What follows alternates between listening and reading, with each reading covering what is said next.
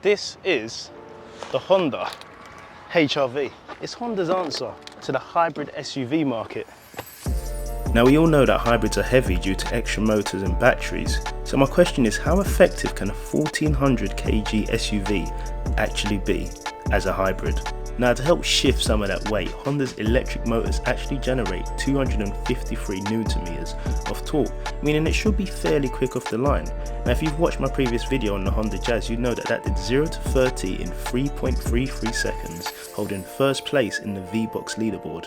So with that said and the VboxSport activated, let's get this 0 to 30 on the road. Come on, come on, come on, come on, come on.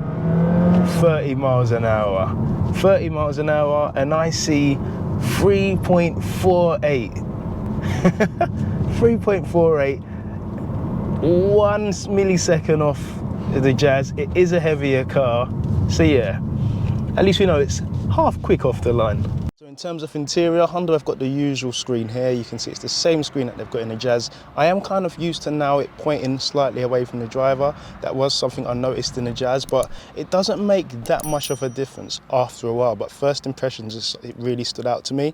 Looking around here, something I like to say, and yeah, be easy now, there's loads of knobs, which in my opinion is a great thing. Sometimes it gets a bit too fiddly with all of the touchscreen and all of this and that. It's nice just to have a knob there just to cool things off when it does get a bit hot. Something else to note as well is over here, you can see there's a rather odd looking knob here. So you've got flow which comes straight through here, and if you flick it that way, it comes down the side. So maybe people don't want it too much in their face and you like a bit on the side, you just flick it there. If you want it in your face, flick it there.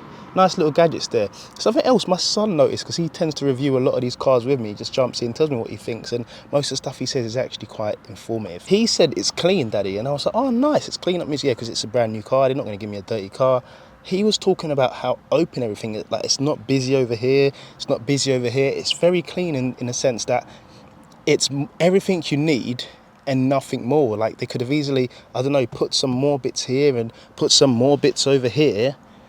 Honda have really nailed this interior. Plenty of space in here in terms of driver headspace, not so much in the rear, but again, this is a coupe styled SUV, so you can see the roof is rather slanted to give it that sport look. Moving into the interior, you can see here we've got wireless charging, 2 further USB ports here.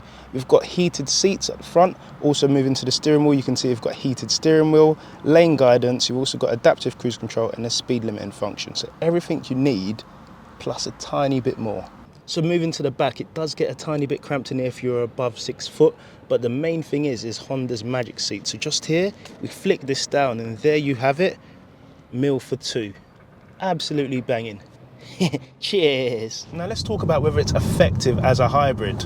Gently pressing the throttle here, the engine doesn't activate at all. Something I've got to say, Honda's hybrid systems do really, really well. On some cars, you slam the throttle, the engine comes on straight away. But if I let off the throttle here and it's back in EV mode charging, I get back on the power, I'm not slowing down the cars behind. The car's still making progress and we're actually driving in EV mode. So when I did jump in the car and I saw the paddles on the steering wheel, the first thing that I thought was, rah, these guys want me to go on a serious B-road blast. Nice little country road hoon, Sunday, 7 o'clock. But no. What these paddles are actually for is to help you charge the battery better. So in B mode, it kind of does it for you, which in my opinion is probably the best mode to have it in when you're trying to do some brake regen and charge the battery up. But if I was to flick the downshift paddle a few times and let off the throttle as I get to this bend, it stops the car a lot quicker and allows me to charge the car more. So this isn't something you'd probably use on bends like I just have, and it's the wrong thing to do. But it's more about when you're coasting and you can see the traffic ahead and you just, for example, now we're getting up to speed and then we're going into a 30, so I'm going to let go of the accelerator and flick down the downshift pedals, and I've got maximum engine braking here and it's charging the battery effectively. So when you're driving around, this car is bang on. But something that I did hear is when you do activate the engine going from EV to combustion engine, it is rather noisy.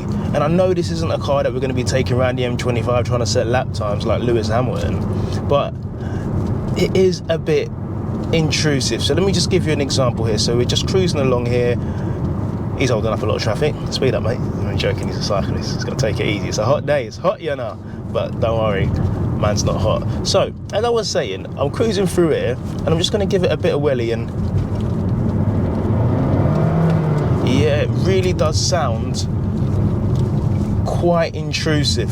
And I know it's all about driving economically and being smooth and predicting the road ahead, but when you do decide to go for, I don't know, an overtake when you are on the motorway, it definitely is going to be something that might wake up your little girl in the back.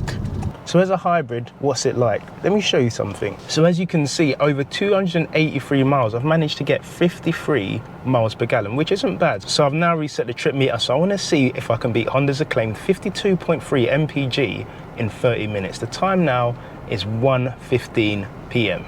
Let's go. So the time now is 1:31. We're just over halfway through our journey. We've covered 8 miles. I want to say we can definitely do a 52.3 because I can see we've just done a 52.6. So my new target for this in the 4.1 miles we've got left is going to be if we can break it above 55 mpg. 80, only the Jazz. That's the Jazz. That's the Jazz life. Like, no one can reach the Jazz. Jazz another level. But let's see what we can do with the HRV. So you join me 29 minutes later. We've done 13.7 miles. And guess what?